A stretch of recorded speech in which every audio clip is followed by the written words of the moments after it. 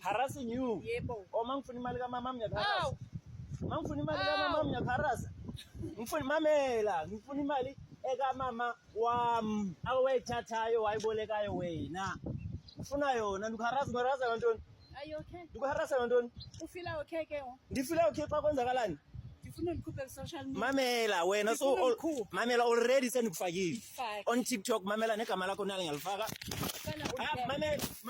Mamela it was 2 years back. She's a nurse igama lakhe she's a nurse igama lakhe nguThandi. I'm going to sue you. It's fine igama lakhe go ahead. Igama lakhe nguThandi usebenza eMid Valley sisathatha imali kamama akafuna ukuyibhatala so ngifuna ukumexpose abantu bambone. Are you sure? Yeah ngifuna abantu bathatha imali kanyoko. Sewunyoko ngoku sewunyoko Awuliqaba. Ndilikaba? Yebo. Okay hayi mama mawubozothatha imali kamama bendingeloqaba ndithi wathatha imali kanyoko. Ivani hey abanjena ke abantu xa bengafuna xa besebethatha imali yabantu. Do you think into bandilamba lo hlobo nobhatala inyoko? Ubani wambhatala ungahambi yombusa nje. Ubani wambhatala nanhlala nomama endlini ngiyevela kuye ngoku. Mamela wena mamela you are on TikTok. I'm going to mamela you get 100 and something views ngawe wena. Right. Nimjongeni nango nimjongeni uThandi uThandi bani? Thandi Rofi or ngibani usebenza eMid Valley. Nango ke nimjonge ningakhe nilinge niboleka imali yenu kuye guys ningakhe nilinge this woman she's a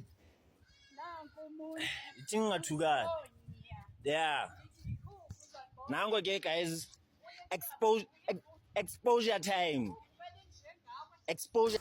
Hello Mzansi, welcome to Mgoso Mzansi. If today is your first time visiting this channel, please do the right thing and click the subscribe button, and also don't forget to smash the like button. Nangibhodela expose magelana wellness lo waboleka imali ngimagwakhe solo akambhadala uthi bhodi it's payback time uyayifuna ule mali.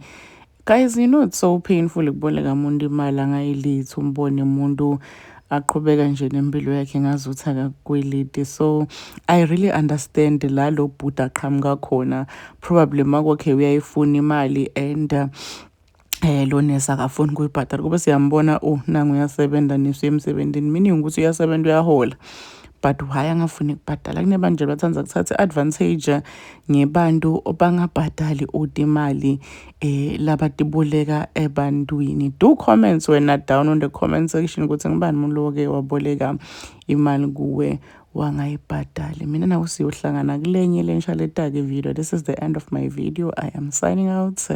Goodbye.